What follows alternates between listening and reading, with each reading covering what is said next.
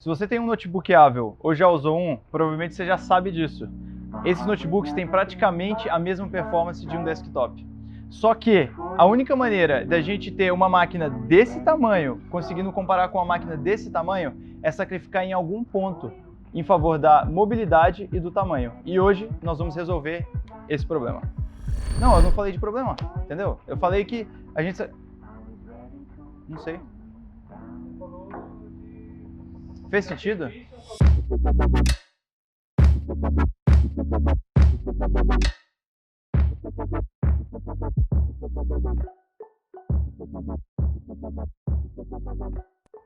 Como vocês acabaram de ver, a performance dos dois é muito parecida, mas tudo na vida tem ponto positivo e ponto negativo. E o maior compromisso que a gente faz para ter um chassi tão pequeno e mesmo assim manter essa performance é a eficiência térmica. Afinal, a gente está falando de um notebook, né? Que você pode colocar na sua mochila e viajar para qualquer lugar. Agora imagina colocar esse desktop na mochila. Não dá, né? Por isso, a minha pesquisa foi em busca de tentar achar uma solução que não trouxesse nenhum risco e nem custo adicional. E depois de umas 3 semanas, uns 200 blue screens, nós descobrimos como abaixar a temperatura do seu Avel em até 20 graus, aumentar a performance dele só com software grátis e sem precisar abrir e desmontar o seu notebook. E olha, eu não vou mentir não, esse tutorial vai parecer muito difícil, vai dar medo de fazer, mas no final vale a pena. E se você é iniciante em computador, tem uma primeira vez para tudo, né? Agora, se você é um nerd como eu, você provavelmente já sabe o que eu estou falando. Nós estamos falando de undervolt.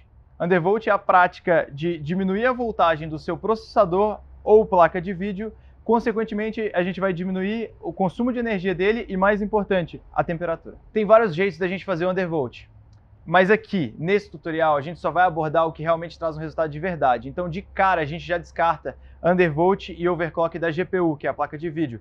Por quê? Porque se a gente fizer isso, a gente tem um ganho de performance muito pequeno e em troca de perder toda a estabilidade do sistema. Ele vai desligar, vai dar blue screen, é horrível. A gente aqui está focando em ter um sistema mais estável e mais gelado. E para isso, o ponto principal vai ser como deixar a sua CPU, que é o processador, mais gelado. Para quem vai comentar aí, bros, dá para fazer pela BIOS ou pelo XTU? Nós não vamos fazer por eles porque, pela BIOS, nem todo notebook permite você alterar por lá. E ele não deixa você regular o CPU cache. E o Intel XTU, ele é um programa que mais dá problema do que resolve problema. Mas a gente vai usar os gráficos dele, que são bem legais e eu gostei bastante. O programa que a gente escolheu é o Throttle Stop. Ele funciona muito bem, não dá glitch e, enfim, resolve o problema. Então nós vamos seguir com ele. O primeiro passo é vocês entenderem que o undervolt ele não é basicamente uma ciência exata que você pode dar Ctrl+C e Ctrl+V no meu resultado. Se você tem o mesmo processador do que o que a gente está falando aqui, você pode até conseguir um número muito parecido, mas o nosso conselho é testa, descobre qual é o limite do seu processador e quanto que você vai voltar para ganhar em estabilidade. Então, por exemplo, nesses computadores que tem i7 de 8ª e 9ª geração, a gente descobriu que o undervolt, a gente conseguiria chegar com ele com menos 0.125, que seria quase o máximo que o processador aguentaria sem desligar. Então a gente deixou no final menos 0.120 para aumentar a estabilidade do sistema. Então é muito importante você sempre levar em consideração isso. Se vocês não levarem, vocês vão conseguir resultados melhores que o nosso, mas isso vai vir no custo, instabilidade. Também é muito importante vocês criarem uma plataforma de testes, tá? Eu estou explicando isso, mas quem já entende de tech e assiste esse tipo de vídeo já sabe disso. A gente precisa de programas que vão fazer o benchmark do nosso computador o tempo inteiro. Então a gente consegue refazer esse teste no início, no meio e no final, para descobrir se a gente está tendo resultado positivo ou negativo com o undervolt. Todos esses links estão aqui na descrição, vocês podem baixar esses programas e usar eles para avaliar o seu computador. Agora nós vamos abrir o Throttle Stop e começar a fazer o undervolt, mas primeiro vamos tirar esse desktop daqui, porque esse tutorial é sobre notebook e como ele dá um pau no desktop. Futuro desktop, né? Porque eles são lá fora. É, não tem nada ali dentro, logo vai ter. Tá, mas antes da gente começar esse undervolting, nós vamos fazer uma coisa primeiro. Nós vamos desligar o computador e limpar ele. Tá, agora com o Throttle Stop aberto, a gente vai clicar aqui em FIVR. A gente vai clicar aqui em Unlock Adjustable Voltage, que vai permitir a gente ajustar a voltagem alimentada no nosso processador, tá bom? Com o 125 selecionado, a gente vai chegar aqui, ó, menos 125 mV é o que eu já expliquei para vocês. É normalmente o limite que os processadores i7 de 8ª e 9ª geração chegam. Só para vocês entenderem, é aqui que a gente regula o quanto de voltagem a gente vai alimentar o nosso processador. Então, se a gente desbloquear aqui o 250 e colocar o 250 e dar apply, eu não vou clicar, tá? Porque o sistema vai crashar. Então, a gente não vai fazer isso. Mas é aqui que você vai descobrir quanto que você pode diminuir de voltagem sendo alimentada para o seu processador. Como eu falei, menos 125 costuma ser o limite. Onde a gente teve mais estabilidade foi no menos 120, tá? Aí a gente vai fazer a mesma coisa para o CPU cache. A gente clica aqui e deixa ele menos 120. Voltando aqui no CPU Core, tem o ICC Max. O que é o ICC Max? É um regulador que permite a voltagem ser alterada. Então, ele vai, algumas horas vai aumentar a voltagem, algumas horas vai abaixar a voltagem. Quanto mais alto o número ICC, mais ele vai ter essa curva diferente. A gente não quer isso, tá bom? Então, de fábrica, ele vem 128. Os melhores resultados que a gente descobriu foi entre 80 e 70. Por quê? Porque aí a gente igualou essa voltagem sendo alimentada para o processador. Consequente, a gente igualou também a temperatura que ele vai manter. Em vez dele ficar subindo e descendo a temperatura o tempo inteiro, a gente sabe que com 100% de uso da CPU, ele vai o tempo inteiro manter aquela temperatura, porque ele está mantendo a mesma voltagem. Outra coisa, tá? A gente vai regular mais para frente a voltagem sendo alimentada para o seu notebook, de watts.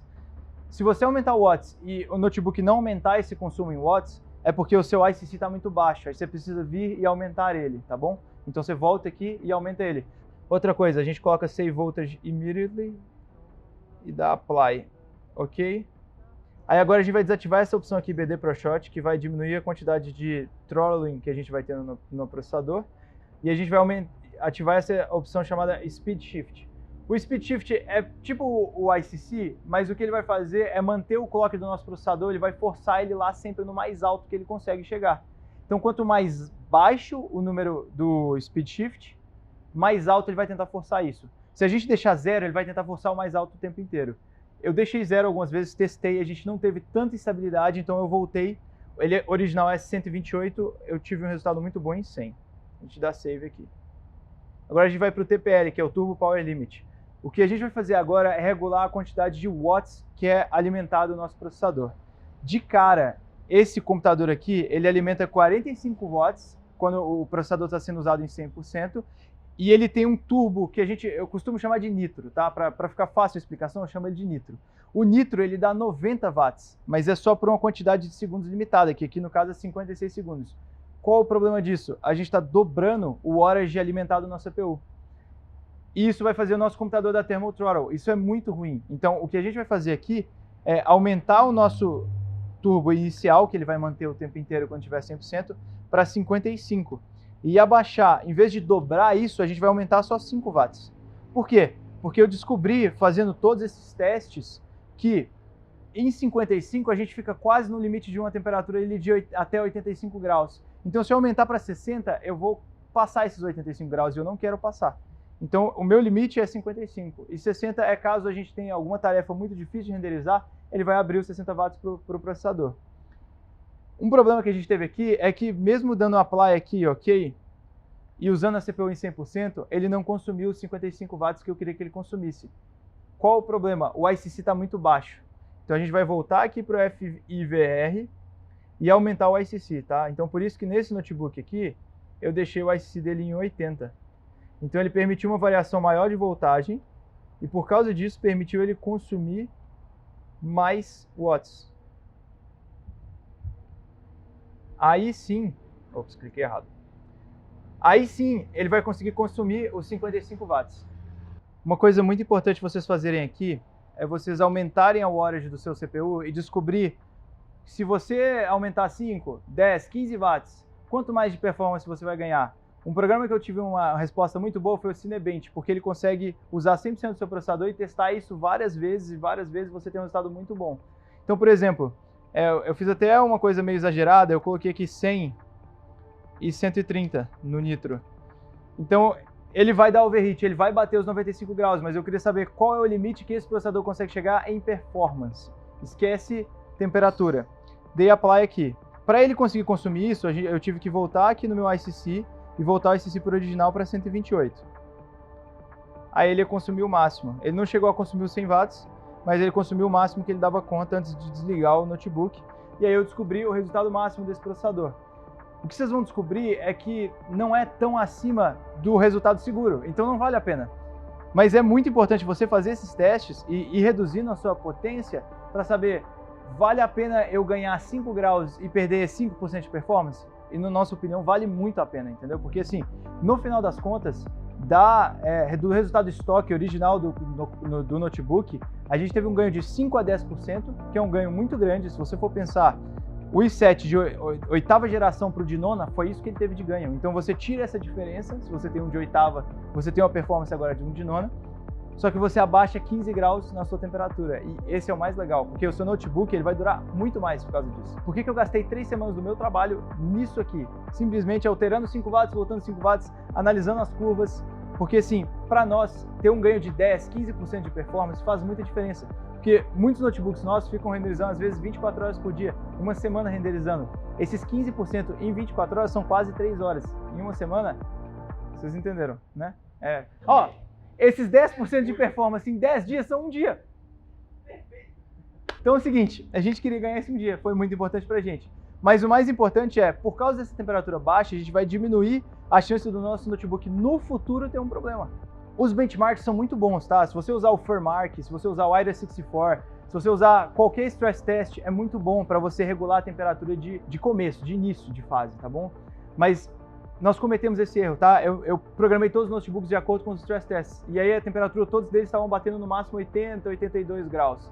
Aí quando eu coloquei um vídeo para renderizar nosso, ele deu thermothrottle, ele bateu os 90 graus de novo.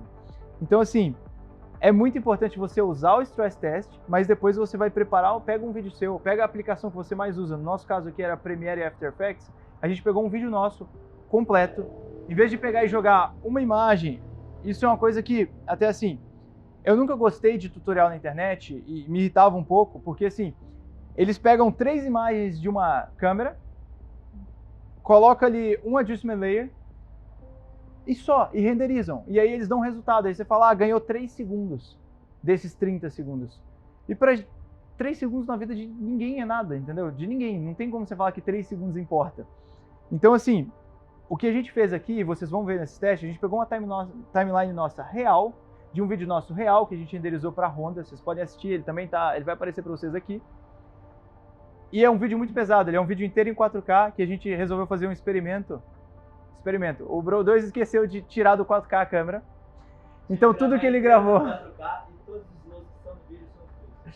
Então tudo que ele gravou foi 4K e a gente precisava de slow motion. Então tem muito Twixtor nesse vídeo, é um vídeo muito intenso de ser renderizado. Ele tem Twixtor, ele tem Warp Stabilizer, ele tem After Effects Dynamic Link, tem tudo. Tudo de mais pesado possível, um monte de linha de áudio, um monte de linha de vídeo. Então assim, esses 5 minutos de vídeo demoram muito para ser renderizados. E aí a gente conseguiu ver realmente a diferença no longo prazo de temperatura e de tempo de renderização. Bom, agora nós vamos para a parte mais interessante desse vídeo, na minha opinião, que é a análise dos resultados de ganho de performance e temperatura. O nosso primeiro teste foi com o Premiere Pro, como eu falei, renderizando o nosso vídeo de 5 minutos de benchmark que nós fizemos. O A65 com a GTX 1060 e i7 de 8ª geração demorou 52 minutos para renderizar. O C65 com RTX 2070 e Core i7 de 9ª geração, que é o meu computador que eu uso todo dia, demorou 38 minutos. E o C65 com 2080 e i9 de 9ª geração, que é o computador do Bro 2, demorou 30 minutos, que é no total 8 minutos mais rápido do que o com 2070 e i7 de 9ª geração. O desktop demorou impressionantes 24 minutos, que é menos que a metade do que o A65 gasta para renderizar esse mesmo vídeo. É impressionante esse resultado, mas eu vou falar isso de novo e vocês vão ver muitas vezes eu falar isso aqui no canal. O Premiere Pro é um programa que não sabe usar perfeitamente o seu hardware, diferente dos programas de VFX, de 3D, como o Cinema 4D, como o Maya, que sabe aproveitar isso perfeitamente. Então, não é exatamente você colocar uma placa de vídeo 2 vezes mais rápida que a outra que vai fazer o seu render ficar 2 vezes mais rápido. Ele apoia fortemente no processador e pouco na placa de vídeo, e esse é o maior problema do Premiere Pro. Agora, com o Undervolt, o A65 caiu impressionantes 10 minutos no seu tempo de render, chegando muito mais perto do meu C65 com a 2070 e o i7 de 9ª geração. A gente está falando aqui de um tempo só de 8 minutos de diferença entre um e outro. Então, assim, após o undervolt, ele ficou um monstro para renderizar. Ficou impressionante. O C65 também não deixou a desejar e ganhou 4 minutos mais rápido do seu tempo original. Então, ele foi para 34 minutos, chegando aí bem próximo do C65 do Bro 2 com 2080 e 9 original. E o C65 com 2080 e 9 chegou mais perto ainda do desktop, com 28 minutos. A gente está falando de uma diferença só de 4. É claro que quanto mais baixo a porcentagem é maior, tá, de ganho, que ele precisaria baixar. Mas mesmo assim é impressionante. A gente está falando de um notebook renderizando quase no mesmo tempo de um desktop. Agora, nosso segundo gráfico é a temperatura média que esses computadores bateram durante a renderização.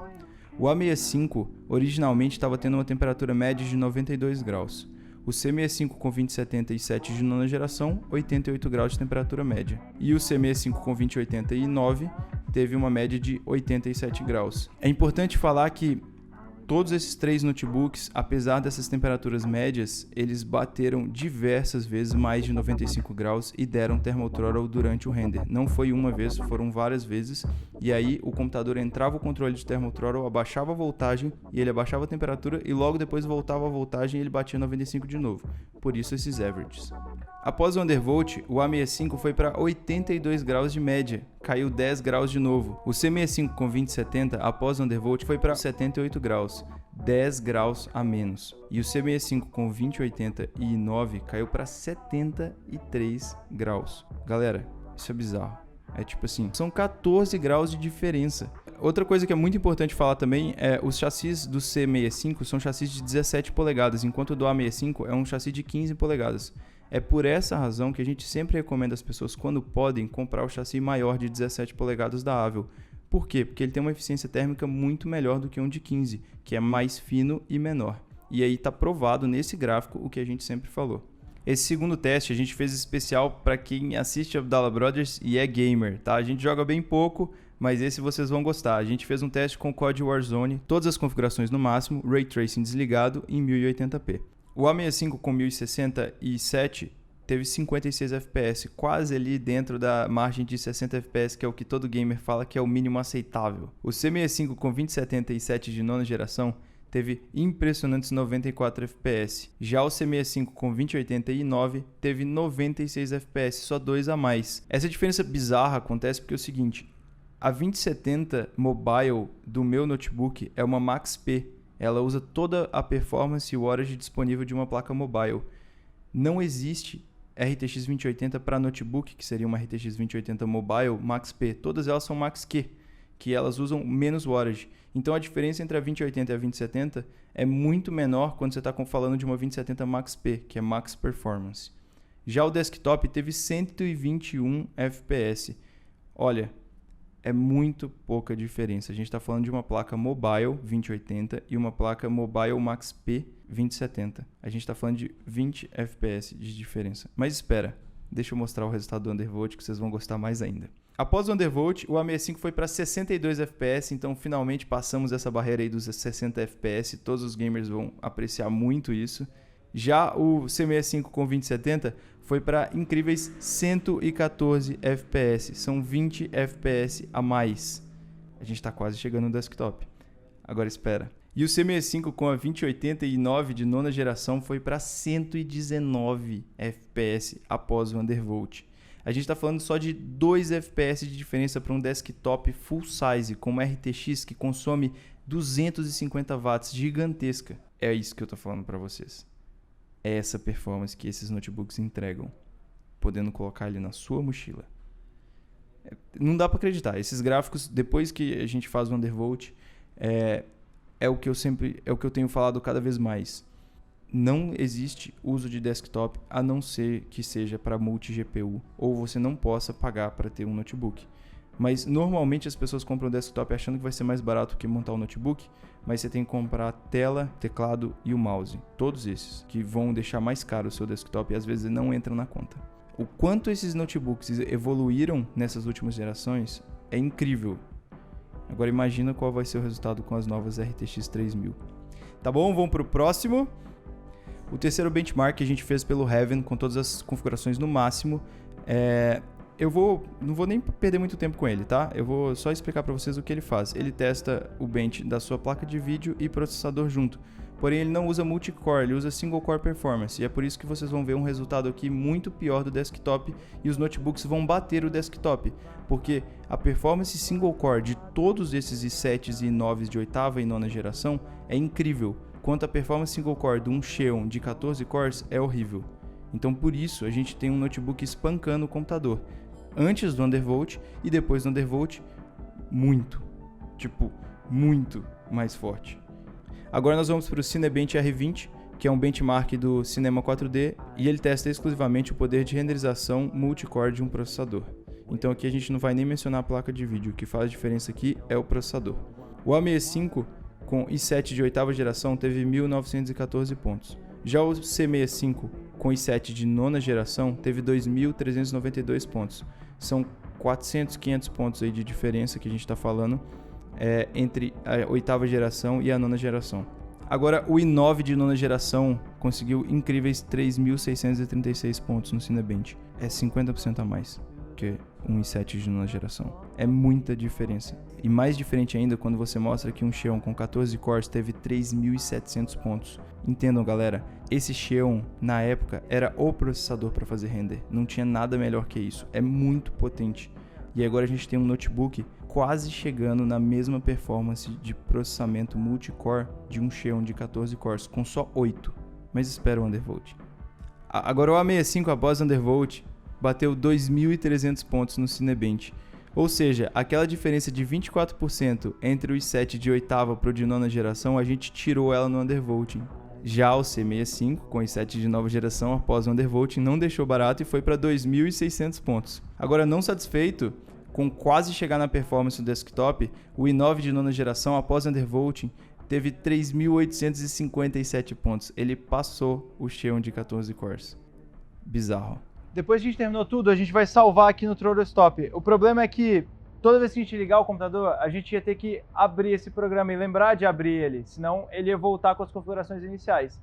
Então o que eu vou mostrar para vocês, vocês só vão aplicar esse último passo assim que vocês definirem os seus valores totais, entendeu? Porque se o seu computador, se você exagerar, e eu fiz isso várias vezes, se você exagerar e der um blue screen ou precisar abrir seu computador para desconectar a bateria e ficar 10 minutos sem bateria para botar de volta, você não vai querer que o ThrottleStop ligue junto com o computador. Então você vai querer que ele ligue e você tem que iniciar manualmente.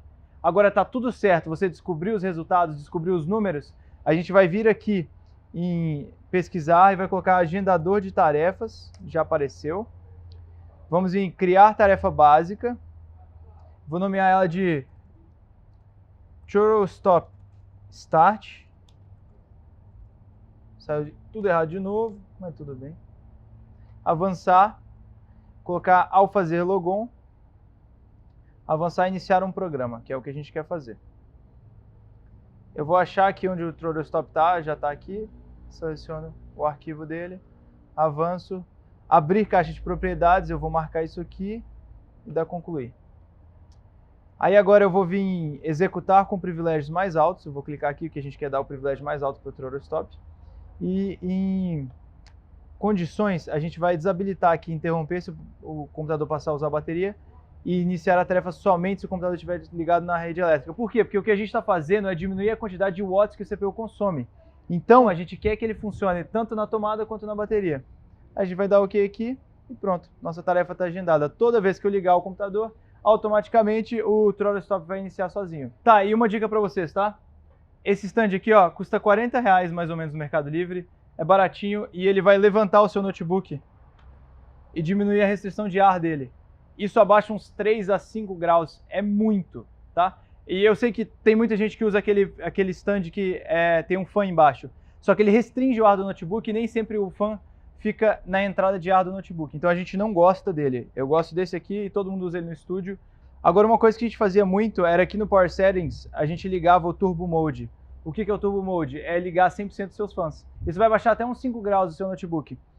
Só que ele vai ligar o seu fã manualmente 100% o tempo inteiro. O nosso objetivo com o Undervolting é não só baixar a temperatura, mas também não precisar mais ligar esses fãs em 100% e deixar o computador regular quando ele deve ligar mais e quando ele deve ligar menos. em vez de obrigar ele manualmente a ficar sempre no 100%. Ele vai ser muito mais silencioso, porque no estúdio ali, na nossa ilha de edição, com vários Avels ligados no Turbo Mode, faz muito barulho. Galera, então é isso. Como vocês viram nos resultados, o Undervolt deu super certo.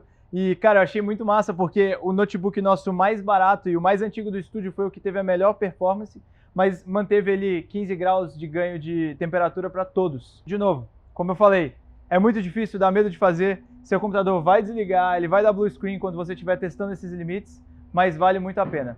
Qualquer dúvida, deixem nos seus comentários que a gente vai responder. E se você curtiu esse vídeo, clica no like. Se você gostou mais ainda, se inscreve aí no canal. Demorou, galera?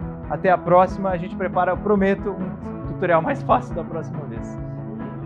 Ah, é mesmo, a gente sempre esquece. Clica no sininho para você receber a notificação quando a gente postar um vídeo novo. Keeper of a major key. I lived